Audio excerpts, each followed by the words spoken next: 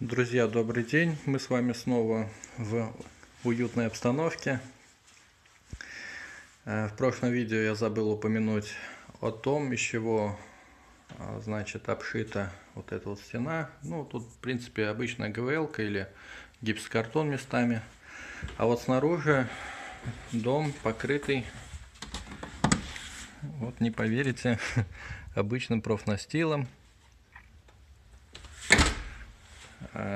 Кстати говоря, из-за того, что цвет темный, создается иллюзия того, что дом маленький.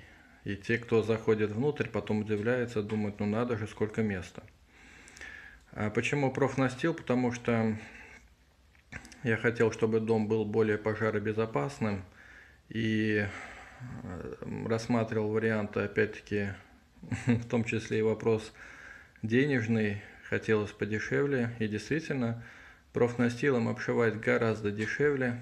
Это можно делать и самому, нежели, скажем, сайдинг.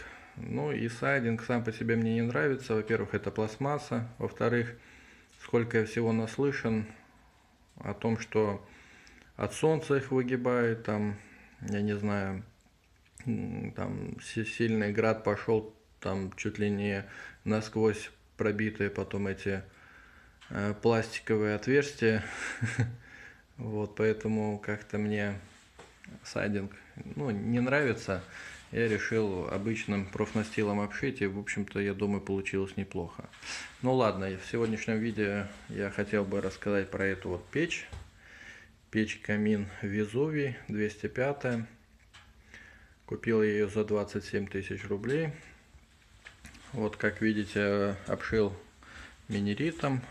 Ну, там сделал я 2 слоя. Если вот обратить внимание, там идет вот такой вот материал теплоизоляционный. И там, ну, незаметно, конечно, еще один слой минерита. Как бы получается минимум 2 слоя. Как внизу, так вот и здесь. Отверстие тоже, значит, помимо металлического вот этого круга, я еще сделал вот такие вот лепестки из минерита и покрыл им, как бы, получается, края, то есть дополнительные. Вот, лучше, я думаю, пускай будет лишнее, нежели потом это волноваться, переживать, много или мало там. Пускай лучше будет безопаснее. Вот, печь-камин Везувий, топится она на дровах, хотя я пробовал даже топить углем. В принципе, тоже неплохо, но один минус это в том, что если углем топить, могут скапливаться вредные вещества там, или углекислый газ, или еще что-то, я не знаю. В общем, меня отговорили, сказали, если бы печка стояла за пределами дома, тогда еще этот вариант можно было бы рассматривать. А так как в доме, лучше топить ее дровами. Здесь что мне нравится в этой печке, то что вверху чугунная плита, чугунные двери, колосники, то есть все сделано из чугуна, высокопрочная сталь. Здесь можно что-то готовить. И вот здесь вот обратите внимание, плитка. И вот здесь вот выходит конвектор, теплый воздух, горячий оттуда выходит. И вот видите, внизу труба.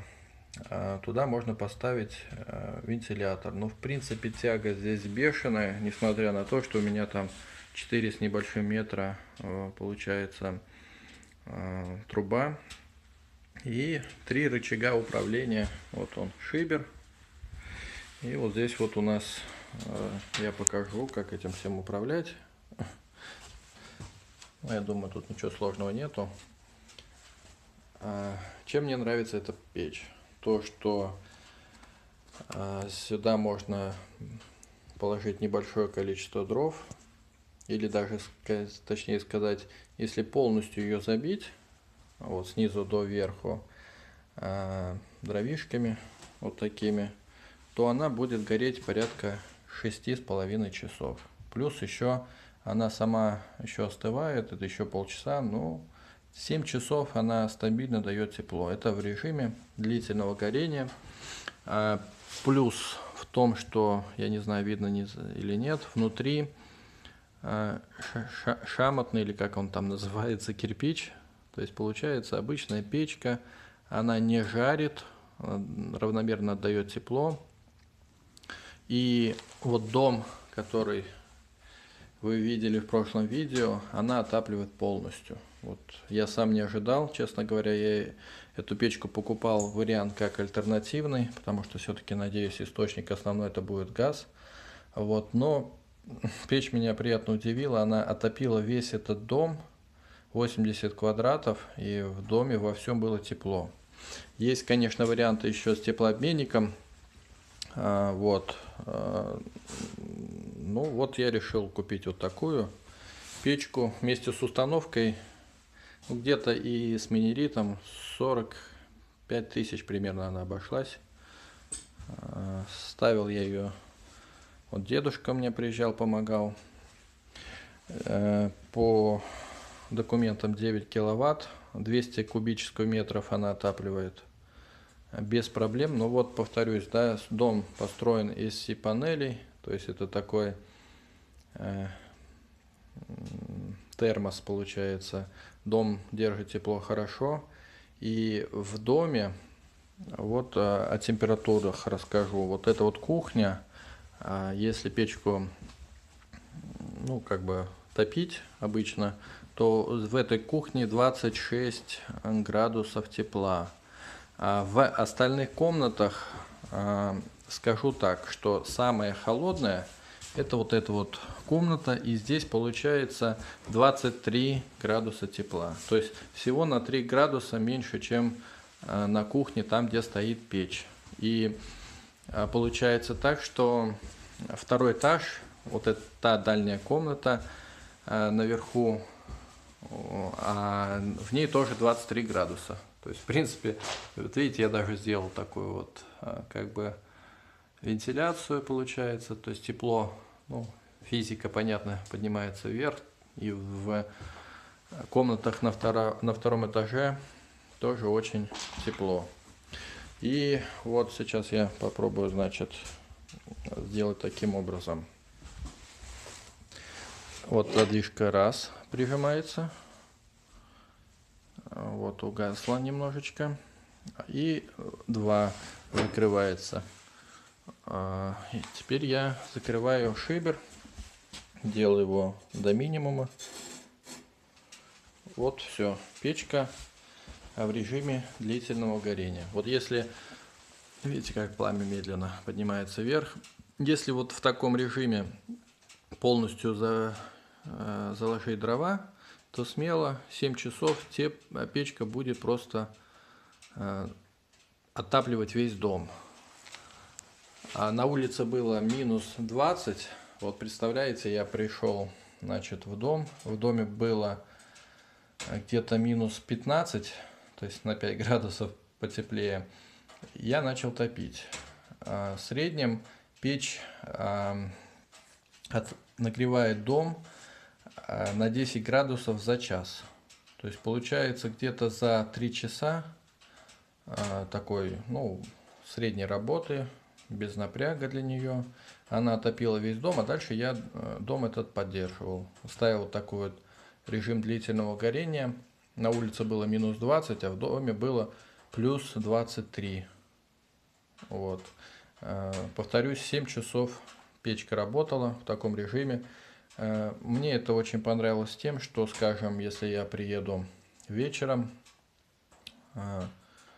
или, ну, даже не просто вечером, вот если в течение дня потапливать вечером, перед сном смело часов в 11 ее можно затопить, и утром просыпаешься, не нужно ночью там вставать, подкладывать, утром будет в доме тепло.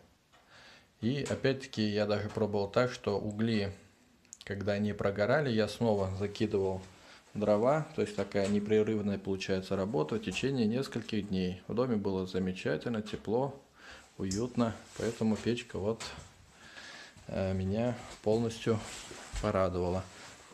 Так, сейчас я дам возможность разгореться снова.